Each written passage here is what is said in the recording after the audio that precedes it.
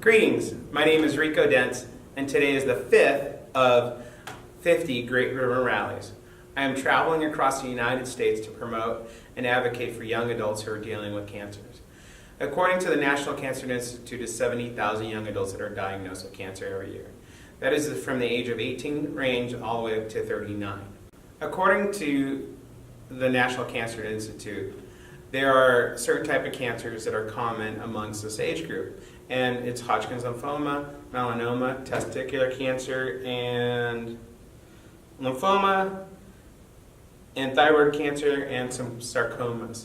And as from 25 to 39, breast cancer becomes a higher one, and melanoma becomes higher, and plus leukemias too.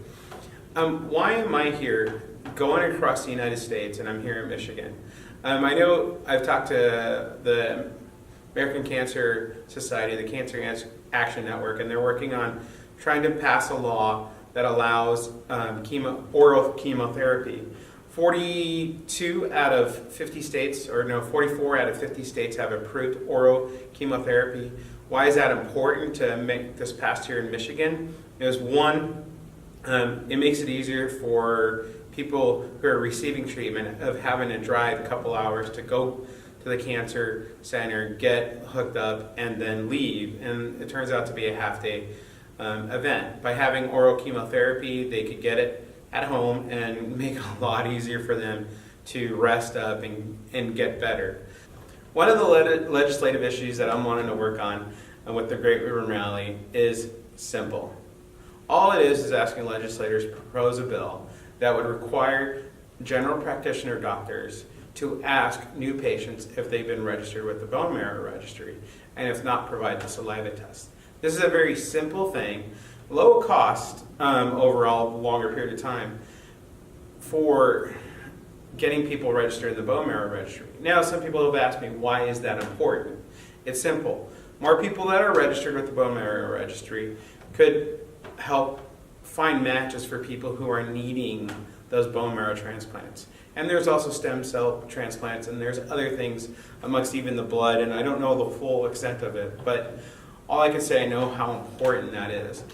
Because getting people matched earlier on makes it a lot easier for successful treatment, because some of these are the only way to treat, like a blood cancer and sometimes certain ones, is a bone marrow transplant. And getting one earlier on keeps someone stronger and healthier and doesn't cost as much for the insurance company, and then finally finding a match. Now, those are a couple of legislative initiatives. Another thing that I'm wanting to help create at the legislative level is subcommittees at every single state capital dealing with cancer, and that's for all age groups. Why am I creating the subcommittees at the state level? It's simple. Because each state has different rules, regulations, from insurance regulations to mental health regulations and how they treat, and even funding, and also funding to help young adults dealing with cancer. There's a lot of challenges, and each state are unique and different. If you go on the federal level, it's a lot harder because you have to try to get these laws passed, but not all the laws that are passed affect every state. The insurances are more dealt with at the state level. And if you look at just gay rights and how long it took for gay rights, for about like a decade and a half, 2 decades, right around there, to make it from when the first initiative of marriage rights and stuff to that just happened last year in 2015, the passage at the federal level. It took almost 15 years. And they had to go through state to state to state to state to make this happen. And in order to help the needs of young adults and cancer survivors who are dealing with cancers, we have to go through state to state to state. There's a couple of great organizations that are working on the federal level, but they're not working at the state level, like Critical Mass, which deals with young adults dealing with cancer and helping to make stuff at the federal level. But at the same time, we have to work at the state level to make these changes.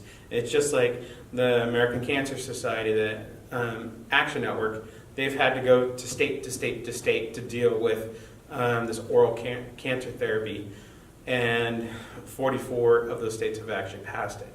So now it sounds a big old task. It is. I'm looking for volunteers to help me out. I'm looking for college interns to help me out to get this word out and help to set up the meetings. It is a big task, but I realize, and people have been asking me, why am I sleeping in my car? Why am I asking for gas at gas stations and asking for food? Because I don't have, I have now just enough to pay for my car insurance as of today. Why am I doing it? Is because I deal with a chronic cancer, and I know the cost. It's $11,000 a month just to keep me alive, and I don't know how long I'll take it. I could take it as minimum as 3 years to decades. But that's not just me. I know there's young adults dealing with cancer who have AML or have other issues, or even have remissions of their cancers, and are just struggling just to get by, struggling just to get a job, living with parents. There's so many challenges and emotional challenges, and even trying to find love, trying to find a boyfriend, girlfriend, and then discussing sometimes that I can't have a child because I've had this cancer, and I've had testicular cancer, I've had cervical cancer, or all these different challenges. There's so many emotional needs that need to also be addressed for young adults dealing with cancer. And it's hard for them to just, when you get out of college, you have this debt, and then all of a sudden you have, all of a sudden you have the medical bills compounded on because you didn't have necessarily the best insurance. Young adult cancers deal with 5%. 5% of all cancer diagnoses every single year. And we are the least studied out of every single age groups. We're the least taken care of in one way at our age group. And it's important. And it's been hard for me to even get people to come here at the capital of young adults because they're having to either go find work and just pay their next bill because they're scraping by to buy. They're scraping more paycheck than most people. Then also and some of us don't even have paychecks. And there's so many stresses that go along with that, just trying to get back on your feet and then trying to figure out, what do I want to do with my life now? I've just got cancer, I had plans, and now this changed my whole thing. Sometimes physically it just changes. We can't do certain stuff. Sometimes we can't even do the work all day long as we used to.